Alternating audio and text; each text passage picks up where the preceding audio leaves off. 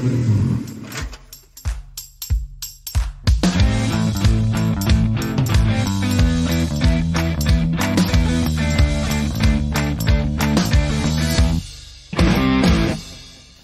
chers passionnés, nous voici pour la 23e spéciale, et pas des moindres, puisque nous allons parler des besoins avec l'aide de la pyramide de Maslow.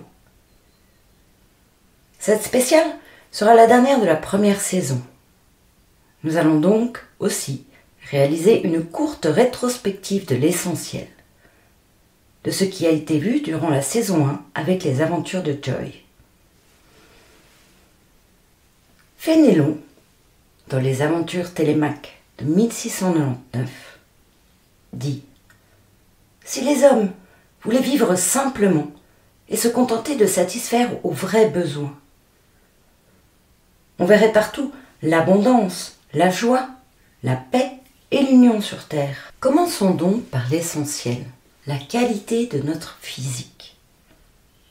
Que l'on soit sportif de haut niveau ou sportif de sa vie, qu'elle soit privée, professionnelle, la qualité de notre physique est essentielle pour réaliser d'autres choses, utiliser bien notre cerveau. Cette qualité de vie physique impacte des besoins en alimentation, en sommeil, dans des mouvements. Elle est un point essentiel pour que notre corps, notre cerveau soit efficace. Si ce n'est pas le cas, il nous sera difficile d'atteindre nos souhaits, nos rêves. Au cours de la 2e saison, tu trouveras sur les liens du site ci-dessous le guide Maximise ton potentiel, ainsi que plusieurs guides avec des outils qui ont été décrits dans ces podcasts. Et donc, sous la section Améliorer sa santé pour se sentir mieux, c'est pas sorcier, tu trouveras la pyramide de Maslow. Quels sont, à ton avis, 3 piliers essentiels de notre qualité de vie pour qu'elle soit agréable? Pour réussir un projet, nous avons besoin d'être en bonne santé en premier. Qui dit bonne santé dit pleine énergie. Pas d'énergie, pas de réussite. Pour cela, nous allons nous appuyer sur la pyramide des besoins réalisée par Maslow. Abraham Maslow a établi une théorie de la motivation qui hiérarchise les besoins, les désirs et la motivation.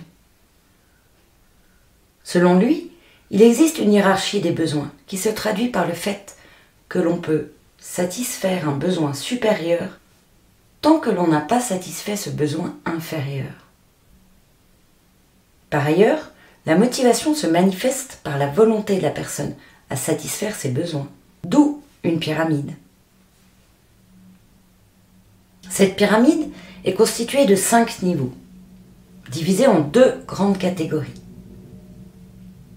D'une part, les besoins primaires qui sont essentiels à la survie, qui regroupent les besoins physiologiques, les besoins de sécurité, et d'autre part, les besoins secondaires, qui eux, sont plutôt des besoins sociaux, sociétaux, c'est-à-dire ceux qui naissent lorsqu'on est en contact avec d'autres individus.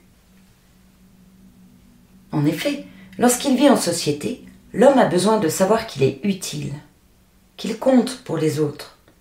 Parmi les besoins secondaires, nous avons les besoins d'appartenance, d'estime de soi, besoin d'accomplissement de soi. Maslow part de l'idée que les individus sont uniques et irremplaçables. Chaque être est unique et irremplaçable, alors que les besoins, eux, sont communs à tous. Pour améliorer la condition des personnes dans sa théorie, il précise qu'il est nécessaire de satisfaire les besoins fondamentaux de l'homme. Nous avons vu en première catégorie besoins physiologiques et de sécurité. Allons un peu plus en détail.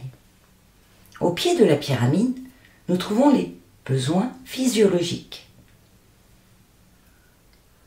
Ils représentent les besoins de base, la base de la vie, car ils concernent tout ce qui est la substance liée aux substances et à la reproduction. Ces besoins sont les premiers à être satisfaits, car ils ont le désir de nous préserver. Si ces besoins physiologiques ne sont pas satisfaits, leur réalisation deviendra la principale motivation du comportement. Quand on a faim, on a besoin de manger. On va tout faire pour manger. Quand on a froid, on a besoin de se couvrir. On va tout faire pour se mettre à l'abri, mettre des couvertures sur soi. Il n'y aura pas de place à ce moment-là pour d'autres besoins, car on sera concentré sur nos besoins primaires physiologiques. Donc, dans les besoins physiologiques, nous retrouvons la faim, répondre à ce besoin de faim, la soif, le sexe, la respiration, le repos et maintenir une température idéale pour notre corps. Tout ça paraît évidemment bien logique. Toutefois, il est intéressant de l'observer. Cela peut faire apparaître de nouvelles données. Sur le deuxième point de pyramide, nous avons le besoin de sécurité. Une fois les besoins primaires satisfaits, il est possible de faire certains besoins qui concernent une sphère plus sociale permettant d'établir un système d'ordre et de sécurité. Même ces besoins peuvent conduire à l'adaptation de comportements spécifiques qui peuvent varier d'une culture à l'autre. Souvent, dans une communauté, des règles sont imposées et ces dernières servent à maintenir l'ordre, la stabilité, la sécurité pour la croissance de chaque individu. Donc les besoins de sécurité, nous avons bien évidemment la sécurité physique, le travail, la stabilité, une bonne santé et la protection. Passons à la deuxième catégorie. En 3, les besoins d'appartenance sociale. Le troisième niveau de pyramide. Si les besoins de sécurité représentent déjà en quelque sorte des comportements sociaux, c'est dans cette troisième phase que l'on peut parler de satisfaction des besoins sociaux, liés à une entreprise, à la famille, aux amis. On en dénote ce besoin de recevoir de l'affection. Par conséquent, cette étape concerne la nécessité d'avoir de précieuses relations sociales et interpersonnelles. Ainsi, le désir d'avoir des amitiés, des relations amoureuses solides et structurées, et d'avoir des connaissances ou des collègues qui nous apprécient, entre dans cette étape. Les éléments suivants en font partie. Être avec des amis, communiquer, recevoir de l'affection, faire partie d'un groupe ou d'une communauté, être accepté par les autres. Puis, sur le quatrième plateau de la pyramide, nous avons le besoin d'estime, estime de soi. Dans cette étape, également, nous trouvons des aspirations, qui peuvent être considérées comme sociales. En particulier, ces besoins se réfèrent au besoin de l'individu d'être perçu par sa communauté comme un être apprécié, estimé, digne. Les évaluations communautaires peuvent également affecter l'auto-évaluation. En fait, parfois, elle est cachée, cette estime de soi, à l'intérieur, car la personne n'est pas en excellente santé. Tandis que d'autres peuvent se sentir beaucoup plus estimés que leurs véritables limites. Cette catégorie comprend donc les besoins: avoir du prestige, se sentir apprécié, se démarquer au sein d'un groupe, avoir du respect pour soi, se donner de la valeur. En 5, le dernier point de la pyramide, le besoin de réalisation de soi. Il est difficile de classer d'une façon aussi pragmatique, essentielle et hiérarchique toutes les nuances qui sous-entendent la découverte de soi. D'ailleurs, cette partie-là est vraiment présente dans le coaching. Pour répondre aux besoins de réalisation de soi, de trouver son chemin de vie, il est intéressant d'utiliser cette partie des besoins de la réalisation de soi avec des pratiques de coaching. Cette partie est toutefois plus psychologique et individuelle, et sa réalisation se produit une fois que tous les autres besoins sont satisfaits. Ça donne une pulsion, de l'aspiration, le besoin de devenir ce que tu veux être, de réaliser ton rêve, de tirer le meilleur parti de tes capacités physiques, intellectuelles et émotionnelles. Afin d'atteindre la réalisation de soi, il est non seulement nécessaire de développer les étapes précédentes, Mais il est également nécessaire d'avoir des caractéristiques personnelles, ainsi que des compétences techniques et sociales affirmées et raffinées. En effet, la réalisation de soi est un processus compliqué, qui nécessite du temps et de l'engagement, et même de l'art. Par exemple, certaines caractéristiques concernent la capacité de s'accepter. Accepter son propre caractère, ses défauts, et aussi ses qualités. La spontanéité, l'autonomie, les relations humaines positives, l'originalité et la créativité en font partie. Certains besoins qui sont inclus dans ce domaine sont le développement spirituel, personnel, moral, la recherche d'un but dans la vie. Voilà pour l'ensemble de la pyramide de Maslow, avec ses 5 étages.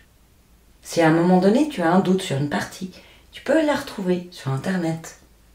Et juste à visualiser pour situer où est-ce que peut-être il y a un problème.